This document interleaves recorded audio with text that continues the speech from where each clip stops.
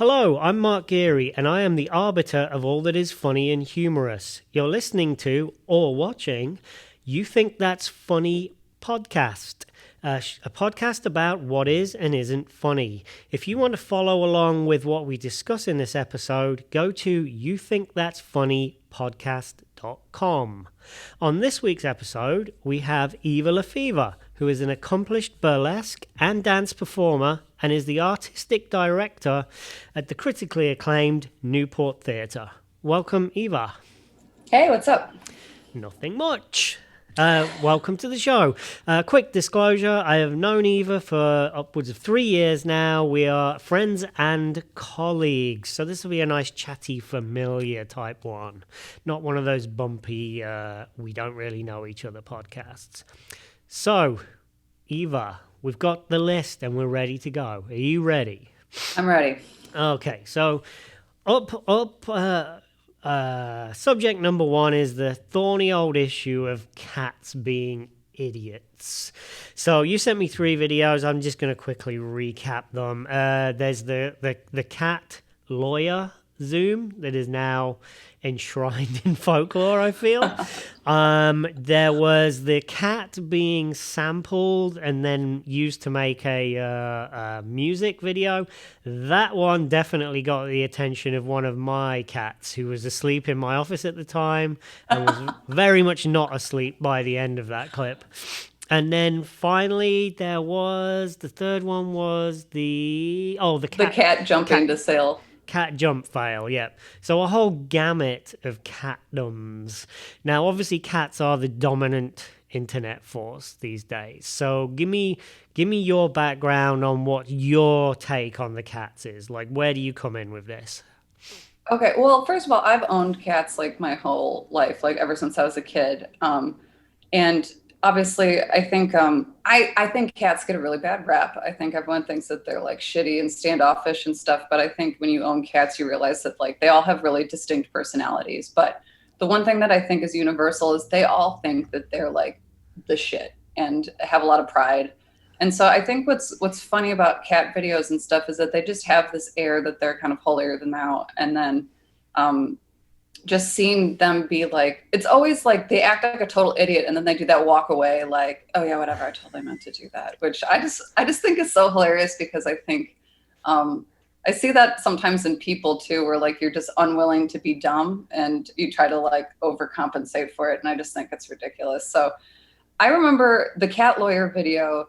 I watched it probably 20 times on repeat and I was laughing so hard that my boyfriend was like, seriously concerned about me because when I laugh really hard, I do this like old man wheezing situation where I'm like, and I was definitely like having trouble breathing. And yeah, I mean, I think that video is just an amalgamation of things. Like, obviously that's not specifically cats being proud like I was talking about earlier, but well, it's a double takedown, isn't it? Because you're taking down cats and lawyers at the same time, like 2 of the cockiest things on the planet going down at once.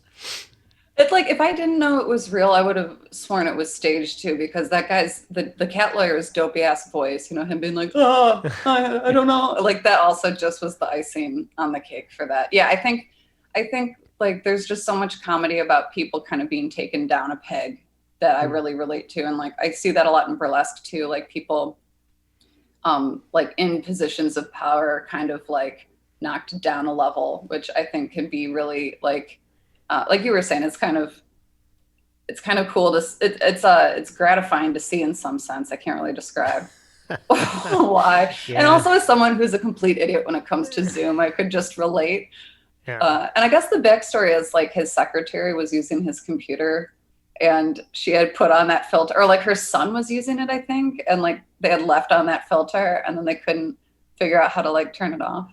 Huh. But yeah, I just, and the eyes, I don't know if I know you've seen that video, but his like eyes just looking around. It's get me out of here. But to return to the cats then, so you have a lifelong affinity for cats and just seeing them taken down a peg is just the point of cat videos, right?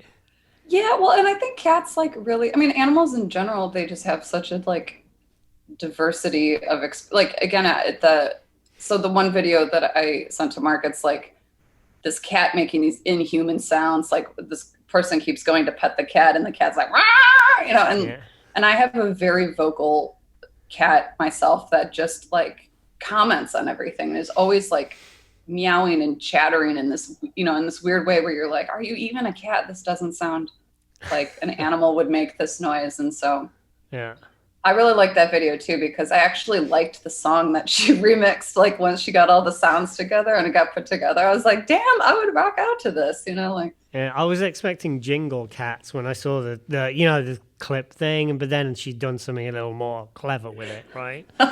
Yeah. Like put it into an actual dance tune. Yeah, and she had a good voice, and the lyrics made sense for the cat topic. So, so yeah, I thought that all around it was just like, I'm just always really amazed, especially now, like during this whole pandemic period, like what people are inspired to do and what they make. You know, like I would not hear those tones from a cat and be like, you know what, this sounds like it could be, you know, a really fun remix about not touching animals. And then that last video, again, I watched that video years and years ago, and I think it really appeals to like my sensibility as a dancer, just because it's so weirdly perfectly timed to the music. So it's like this cat. I mean, I'm recapping these, and I know that there's ways that the audience can see them, but like it's this cat peeking over a clothesline to that song "Sail" by AWOL Nation, and it, when it goes sail, it like jumps off the edge of a patio. And I did research it. The cat was fine and was not harmed in the making of the video. But like, again, one thing with burlesque and dancing is like, you know, and I think it's true with comedy too, that like timing can be really hilarious if it's executed well. And I think like my partner always talks about like a lot of comedy is like establishing a deviant pattern and then normalizing it, or like normalizing a pattern and then deviating from it. And so that video, I think it's like this cat again is so cool and calm and so like, you know, like peering over and like creeping around. And then all of a sudden it just jumps and it looks so fucking ridiculous. You know, I just, I don't know. It just I'm like always prepared for that moment, and I'm still always taken surprise by it. And can't stop laughing. Anyway. The anthropomorphization, I can never get the word of the animal, is the fun part as well. I had a pet rabbit when I was a kid, and one of the funniest things I ever saw, it would dig a little hole at the top of a bank of a like a flower bed and then roll in it, you know, because they do that to get rid of fleas, or you know, they do that sort of clean. And the rabbit once dug the hole and it rolled in the hole, did it too aggressively and rolled all the way down the flower bed into like a ditch. And when he got up and he just looked around as if to say, who the hell did that? Like, and it was I was just sat laughing like, you did it, you knob. Like, you're the one that did it. Don't look to blame anyone around here, Mr. Rabbit. You did that to yourself. But anyway. Yeah, and cats always have that energy. Like they'll do something really, really ridiculous, and then they'll just kind of walk away like, whatever, you didn't see that. Like that attitude of like shifting from like 0 to 100 in terms of being so ridiculous 1 second, and then just being totally like turning their back on you and licking their paws like, you didn't see that. I didn't make an idiot out of myself.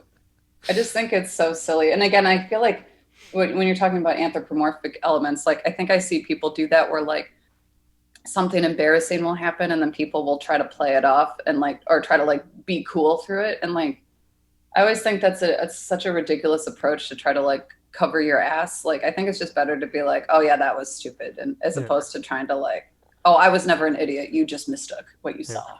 You know? Human aspect. All right, let's go to point number 2 then. Subject 2. So you can set this up. So Connor Con's a local drag performer. Give me the background. Okay, I don't even know where to start with this person. So Connor Cons is a drag. I don't even know if I don't think it's appropriate to say queen or king, because honestly they explore a lot of different characters, both male and female. Mm-hmm. But like, they're just really a quintessential performance artist, and they just have all of these different looks and personalities that they link to these like really highly curated drag looks. So some of my favorites, the first exposure I really had to Connor was they were hosting a show as Nosferatu. Yeah. And, you know, they had the voice, and I sent you a clip Yeah. of him like trying to host a dinner party, and he's like, you know, trying to set up a nativity scene for Christmas, and it's burning his hands and stuff. And he commits so fully to his characters that like you almost wouldn't think it's the same person. Or like last night, Newport had a digital fundraiser show, and he submitted an act where he was playing the Vision from the Marvel universe. But have you seen WandaVision, Mark?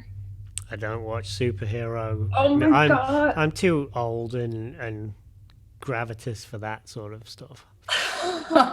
All right. Well, I think, what did they say? Age is just a number.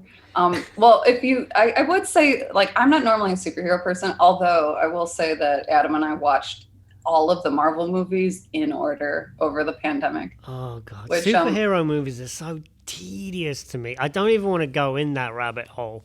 Carry on, though. No, to be honest, I kind of hated them. Like, I liked like 3 out of the whatever 80 billion that we watched, Yeah. but we were just so bored that like he was like, we could do like all the Marvel movies, and I was like, all right. God. And then he was like, really? Like, really you would? And I'm like, yeah, whatever. But like most of the time it was just me loudly making fun of them while Adam tried to pay attention to the movie. So I remember I watched, there was this, I kept calling it Thor Fraggle Rock, which was not the name of it. I think it's called Thor Ragnarok, but Yeah. that was one of the very first ones I saw, and I hadn't seen any of the other movies. And it was just like, I just kept being like, what the hell is going on? Because it's like, you know, stones and mystics and all that crap. Anyway, so there's, going back to Connor, this is a really roundabout way to talk about this. There's this offshoot called WandaVision, and it's like this, it's about 2 of the characters, and it's really well done, and it's kind of like totally different. It's about like processing grief, and it's like a lot more psychological, I think, and emotional. And, you know, I'm a big old ball of emotions, so I love that shit. But anyway, so he did a drag act for the show last night as one of these characters, and like, spoiler alert, if you haven't seen WandaVision, just close your ears for a second. But like at one point they show him like in pieces in this like, again, I'm so disconnected from this franchise. I don't even know the proper words, but like he like got destroyed or blown up or whatever. And they show the scene of like all of these pieces of his body, and they're trying to put them all back together. And so like Connor did this piece, and he was using this Michelle Branch song from the 90s. Actually, I don't know if it's a Michelle Branch song, but it's called like Pieces of Me. And so he had like superimposed his face over this footage, and he's singing this song while like his limbs are spread out on like 16 different tables. And it was just, it's so ridiculous. And he's got also a lot of really high level video editing skills. So like that was actually like a series of 3 or 4 songs that he was able to put together and kind of like walk through plot points of this WandaVision show. And like, I don't know, again, like he's done so many acts that I just like, I'm just so moved by. Like he did one for another show at the Newport is this show that we do called The Abhorrent Cinema, which is produced by Lily Raskell and Noah Gray, just shouting them out. But they basically watch old movies, and then they kind of do like a mystery science theater, like commenting on it. And then we have performances that are based off of the movie that we're playing. And so he came in and he did this, when we were watching the movie Whatever Happened to Baby Jane. Have you seen that movie? I haven't seen the film, but I mean, I'm very familiar with what goes on in it. Yeah, so it's Jane Crawford and Betty Davis, and yeah, so he basically like he's got a video of this too, where he's dressed up as both characters, and again, like the drag is just like his ability to paint his face and transform into these characters is really great, and then his characterizations are like just so spot on, and like it's just so cool because I know that like anytime I involve him in a show, he's going to come up with something that's so unique and so weird. It's like no one else could ever think about it. Or last one, another favorite act of his that I really like, and this act was in a show that I produced at the Newport called The Rabbit Hole, which is like a mix of video and live performance. But he has this whole monologue where he comes out and he's wearing one of those extra long Furbies. Do you know what this is? I keep bringing up topics that I feel like you have no relation to, but So there was this Furby craze, like whatever, back in the 90s, 80s. And it's like these little things that look like aliens and they talk. Yeah. Do you know Furbies? No, yeah. So there's this edition of them where these Furbies that are like super, super long for some reason, and they look weird. So anyway, Connor comes out and he does this whole monologue about how hard it is to have a Furby for a penis. And he has this like Furby on his shoulder. And it's such a ridiculous topic. And like when he starts, everyone is like, what the heck are we watching? Yeah. And then by the end, he somehow managed to make it this huge monologue into like self-acceptance and loving your body. And it's like hilarious and moving at the same time. And it's just, he's the sort of performer where I'm like, I don't know who like would think of, oh, what if I had a Furby penis and then make a whole act about it. Two, I don't know anyone who could actually do that well. And he's the sort of performer that anytime I book him in a show, I know that he's just going to come up with something like, again, really unique. And I always just trust in whatever he does. Like I'm like, he'll be like, I could do this. And I'm like, I don't care what it is. Just bring it. Like he's that sort of performer. So anyway. Are you familiar with Noel Fielding, the Mighty Boosh? Yeah. So when I was watching the clips, especially there was one that you sent me, and I'm like, this is very Noel Fielding at this point. I mean, Noel Fielding obviously has the whole sort of androgyny thing going on with a lot of his look and stuff. But yeah, when I was watching Connor, I was like, yeah, this is sort of Noel Fielding-y to me, where he's going with stuff and just the relentless surrealism kind of thing. Yeah, like, again, I thought that one monologue I sent you where he's that chicken bat character. That was totally Noel. That was like, oh, yeah, this could be a part of luxury comedy if you saw that. Yeah, and again, it's like, I think what I really like is, like, again, especially with burlesque performance, like, there's a lot of people that, like, I think they kind of stop at the first level. So it's like, okay, I'm going to parody this thing. And it's just like, okay, I'm dressed as this and I'm doing a burlesque routine or whatever. And then there's like people that kind of take it to the next level where they're like, I'm going to take a character that's well known and like add my own narrative element to it. Or I'm going to like go in a totally abstract direction. Or like in that case, I believe he made up that chicken bat character. Or if it's not made up, I wasn't aware of the source material. And it's like, you know, it to me, it's just like he's taking so many steps to like come up with this art that's like no one could touch it because it's just so specifically him. And again, I can't imagine anybody else trying to attempt any of these things and doing it well. Yeah. Huh. Yeah, because we have a point of contention to cover here. Because honestly, I am something of a heathen, and I've always admitted that in the past. And now I'm an old git and a heathen. It really limits the things I can enjoy to a very specific part of the spectrum. But from the get-go, I never, ever got drag. Never got it.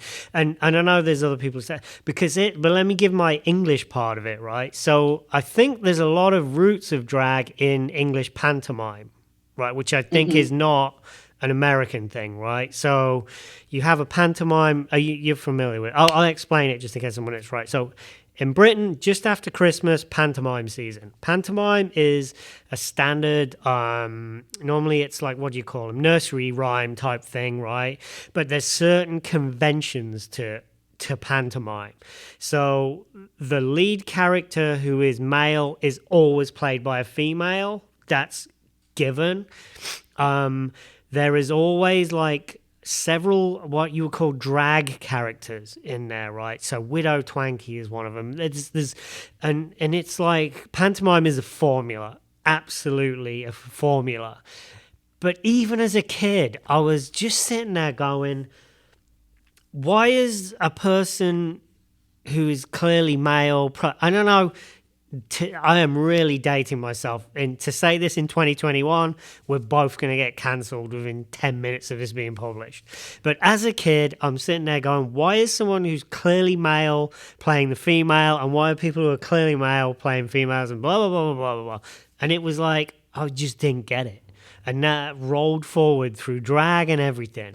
So clue me in here, like, I love surrealism, so I got no problem with someone being something they're not and blah, blah, blah, blah, blah. But I don't get with drag is, why it's instantly funny. Like, what's the next thing that makes it funny? Well, I don't think all drag is meant to be funny, to be honest. I mean, I do think that I think you're right in the sense that like it's all rooted in like subverting gender or playing with gender or presenting gender in a different way. But there's some aspects of drag that I kind of have a problem with, to be like there's some misogynistic language, I think, occasionally that surrounds like drag. Like I know, there's a compliment you can give a drag performer that a male or a drag queen, you can, and I don't believe this is really used that much anymore, but if they were really passing well as a female, you would say that they were fishy because it refers Fishy. to like, yeah. But again, it refers to like the smell of ladies, not to get too graphic. And to me, it's like, I think again, like want to back up and say, I don't think everyone has to appreciate every art form too. Right. And I think like for me, I like a lot of drag, and there's other types of drag performance that I don't connect to as much. Like, but in both burlesque and drag, I tend to connect to like a more performance art style of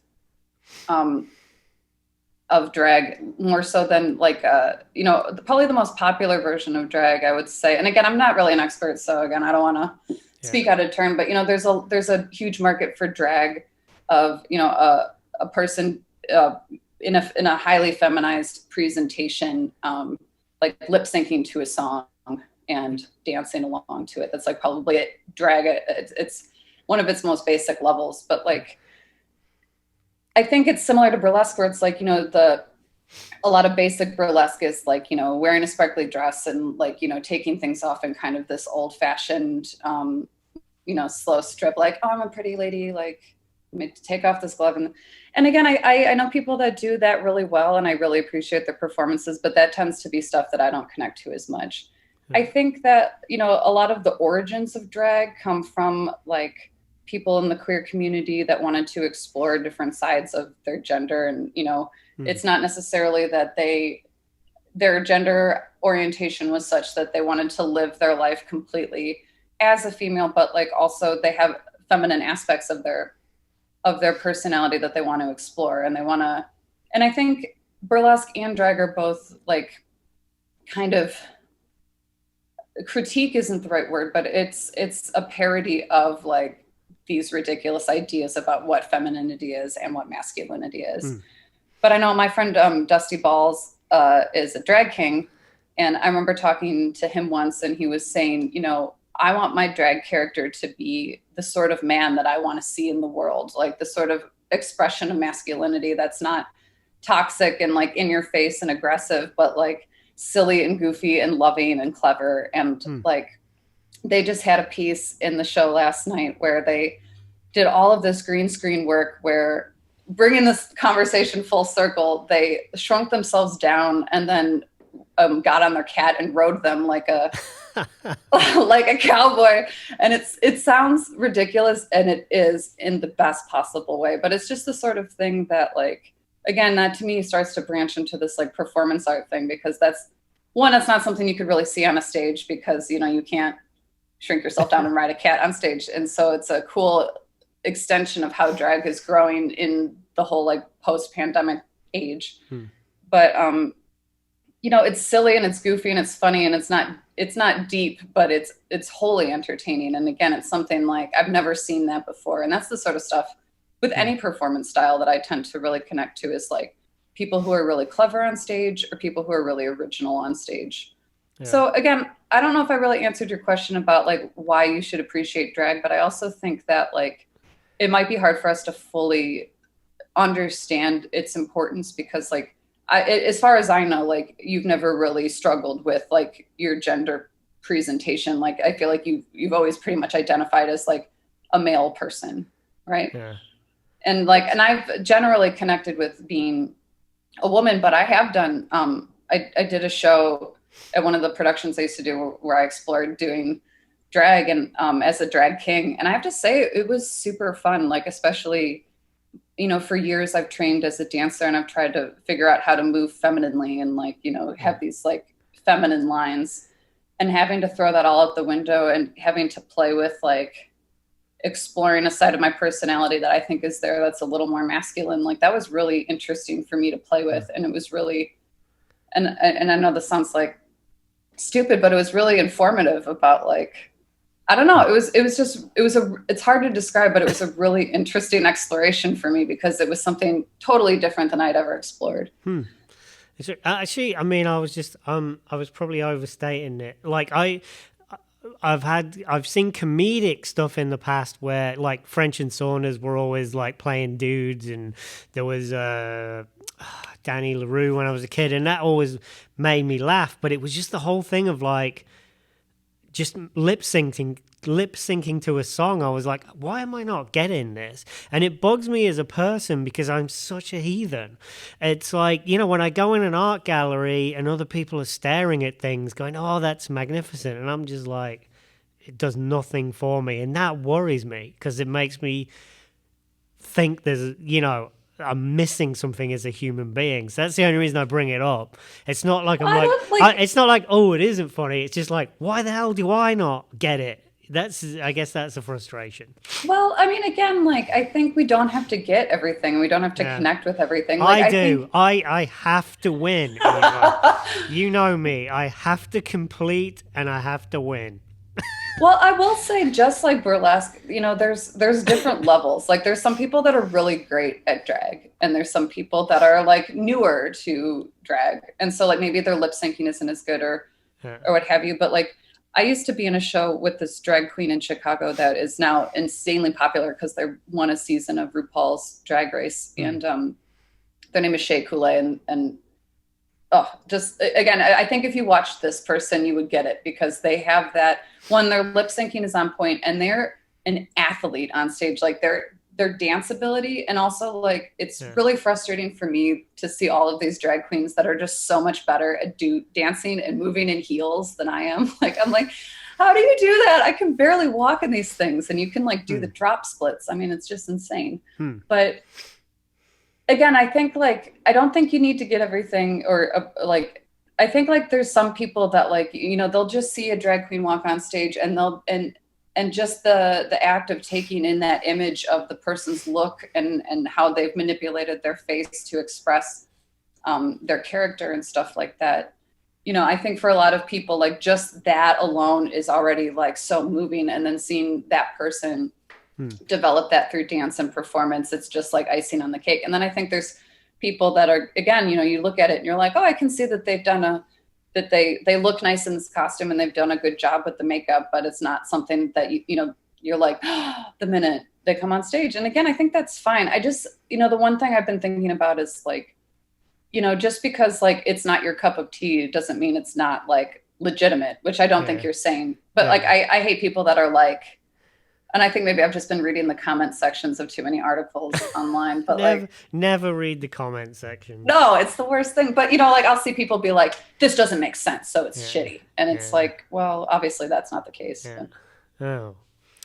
You can't stop peopling, right? Yes, for sure. Well, let's rattle off the last three then, because these are more pop culture. These are a little less deep, shall we say, right?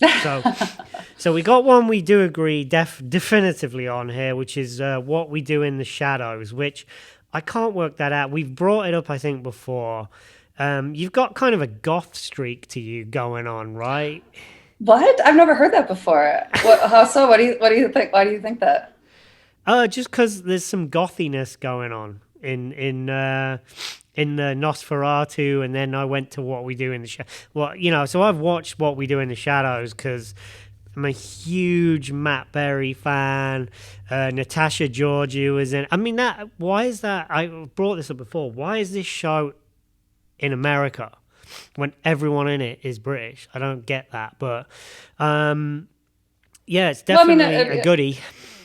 Well, I mean, I don't know where the movie was originally released. That was Kiwi, right? So that was filmed in New Zealand. Yeah, because what is that person's name?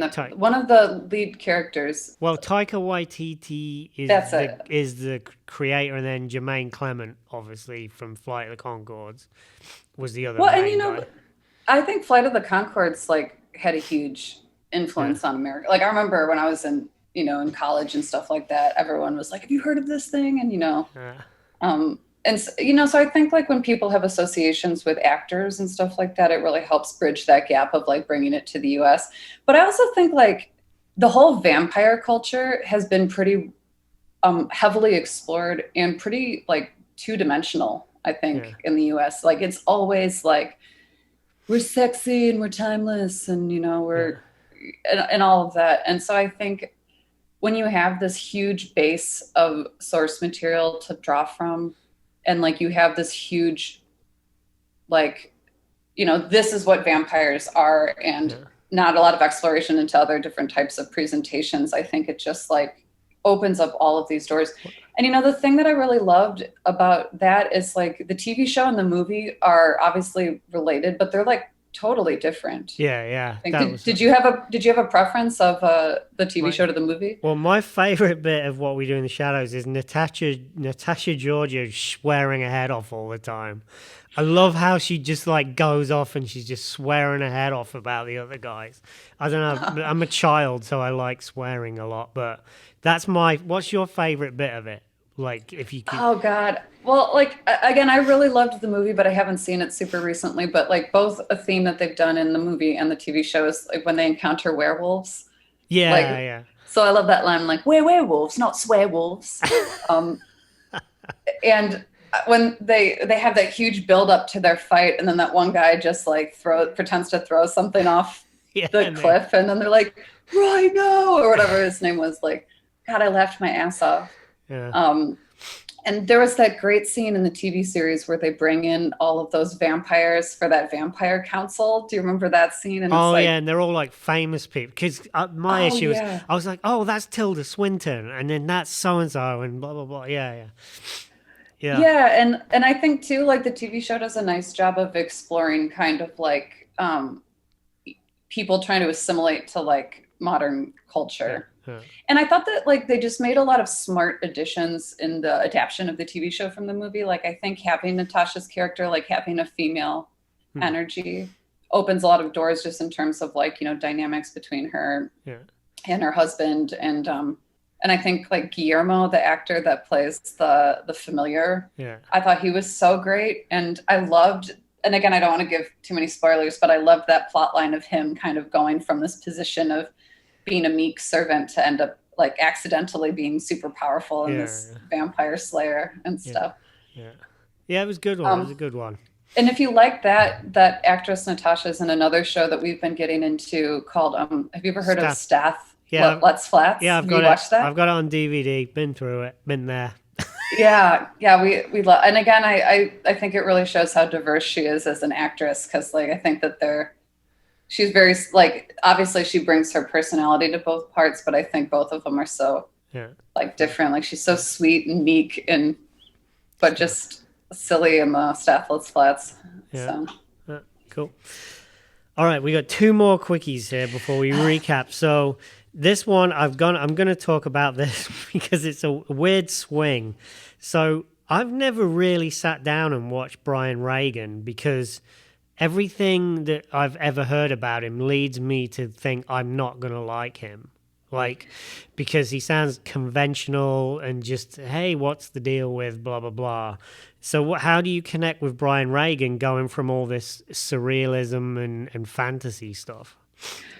Okay, I think in a way that you're right. Like, the one thing I like about Brian Regan is it's kind of that comedy where it's almost so basic. It's such an uncomplicated premise, and it's not like, but he does it so well and so originally in a way that you're almost aggravated because you're like, how come no one ever thought of that? Or how come I didn't think about that? Or like, I would give him a gander because like, I think he kind of like, again, I think it kind of ties back to like setting up an expectation and then like kind of pivoting away from that when you like deliver. So I think he kind of sets up like, oh, I'm just this doofus guy that's, not super smart. And like, I think he tries, and I'm not sure if he does this intentionally, but there's almost this like idea that you're not going to expect a lot from him. And then again, he just does these turns that are so like, they're so clever but simple. And again, like that's something that I really enjoy in performance, like just seeing somebody do something like that's not a lot of bells and whistles, but it's just done really well. You know, like when things are like, oh, this is just funny and it doesn't have all of these decorations on it. And it's just like a really solid thing that's executed well. So did you end up watching this bit, or did you? I couldn't find it, and I ran out of time. So I will find it though. I will find it. You should just do this for me. Just watch. Please just watch that On the Rock special on Netflix. It's on Netflix right now, and it's really good. I think you'd like it. He's one of Adam's favorite comedians. Hold on, I'm just going to keep talking. I'm just going to try to fiddle because my computer says it's running low on battery. So okay. All right. Well, as usual, I have completely mismanaged the time, so we are going to accelerate to the end. Past Bob Burgers, I'm afraid. Sorry, Bob. We'll talk about you another time. Another time. So what I want to know is, let's get to the psychological wrap-up here. What is the genesis of your sense of humor? Like, where is it coming from? Well, like, not to get super dark, but I grew up in a household with some people with like some mental health struggles, and so I think as a child, I kind of felt like part of my role in a family was to entertain, which, you know, again, I think like a lot of comedians also kind of relate to that, like, you know, it felt like a pressure to feel like you're lightening the mood, or that like you're. I don't know. I'm not really sure if I'm explaining it correctly. Well, but how did you find what you find funny? Oh, well, I mean, I've always connected to like performing, and I've always really loved making people laugh. And so again, I think like when I was in grade school, like I was in a talent show with my sister, and we did a joint ventriloquism act. And I think like that's when I really realized that like I really liked to make people laugh, and I kind of started to fall in love with the idea of like creating content that would be entertaining for people, and like and again, that idea of like really enjoying things that are clever. Yeah. And then as I came on, like I've always really loved to, like, my favorite genre is comedy, and I think like I've always really loved making my sister laugh, and so we would always like try to find stuff that would make her laugh, and a lot of times it was like really stupid and silly stuff, and so I think that just kind of developed into like, I feel like I'm not answering this question well, but like I don't know. I mean, that's a weird question about like where your sense of humor comes from. And I'm not sure if I have a good answer for that, but I just know that like, I think it really takes a specific type of intelligence to, I'm trying to multitask here. Uh-oh. Because, hold on. I'm afraid my computer's going to die, and for whatever reason, it's not. All right, we've spliced the two bits together. Don't worry about it. Okay, well, I've got my iPad going, so worst case, I can switch over to that quickly. But so where was I? Because I feel like now I'm totally off topic. We were just talking about genesis of sense of humor. It's all right to not know it. I'm always interested to see if someone can go, oh yeah, it was the summer of 1978, and this thing happened that made me realize this is how I want to be from now on. Well, I know, like I for years for Christmas, I would make these videos for my relatives, because I would always make these Christmas videos that would be like, I couldn't afford to get you a present this year, but instead I decided to make you this movie explaining why I couldn't get you a present. And then like each year they were kind of different. So one year it was like parodies of movies that were popular at that time. Yeah. And then like another year it was I can't even remember all of them. Like one year we redid this episode of The Twilight Zone, but there's this episode called Talking Tina about this possessed doll that comes to life. I literally watched that a week or so ago. Yeah, my family loves that episode, and so we redid it. But like the doll was like a doll that was supposed to be my uncle, and so we kept like walking in, and he was like playing the guitar. Like we walked in, and he was uh, what was another thing? He was like in a running outfit because he was about to go out for a run and stuff like that. And so that was really an origin of like realizing that I really like to make movies and I like to write comedic things and perform them. Okay. And again, I just felt really proud. And I remember being like, oh yeah, this feels really right. Like I've always liked comedic things and I have a lot of pride in like, if I'm able to be clever or funny on stage, like to me, that feels really good. And it feels like what I'm supposed to be doing. Yeah. Which is, obviously such bullshit, but, yeah, so I think like in terms of like me wanting to do more comedic things, that was kind of the origins of that. Was like I felt like in my family I'd always played a role of being kind of an entertainer, and then like when I realized that like maybe I could entertain people outside my family, Yeah. it was I remember feeling like a lot of like, yeah, this is it, this is what I want to be doing. Okay. Cool. All right. Well, actually, we'll wrap up with the quick fun section, which is purely for my own ego and entertainment. So I sent you a couple of links. The first one was a Diane Morgan Wankers 1 minute thing, which is about she did a whole series of things skewering the sort of cool Camden kids of London. And I thought, oh, Megan will probably like this because she's probably encountered plenty of wankers in her time. Yeah, that was like Adam sometimes talks about like people setting up the pins and then another person like knocking them down, and that was like to me like such a classic example of that, like how the setups and like the delivery on the punchline were so like well timed. And yeah, and like again, I think like the burlesque industry is great because everybody is very like aware, and we're like tackling issues that are important and addressing them. And I think as an art form that's a little more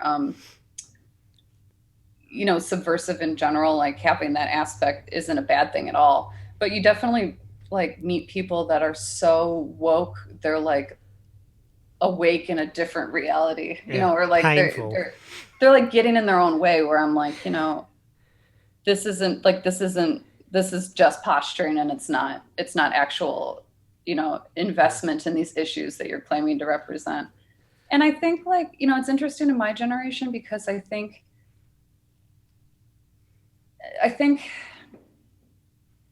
that there was like a lot of pressure. Like, I think that, we were raised being like, you can be anything you want to be and anyone you want to be.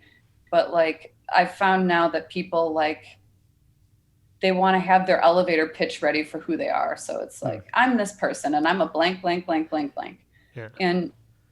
And I think like there is a pressure to kind of define yourself as something unique outside of anybody else.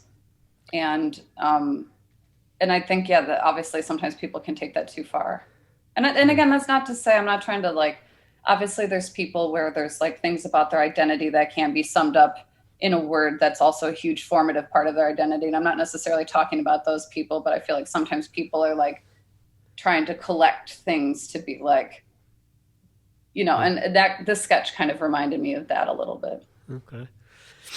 So it did make you laugh. That's the important point, I guess. Yeah. For me, it's a win-lose situation. So. I love the when she holds up the sign that says like "fuck capitalism" and stuff.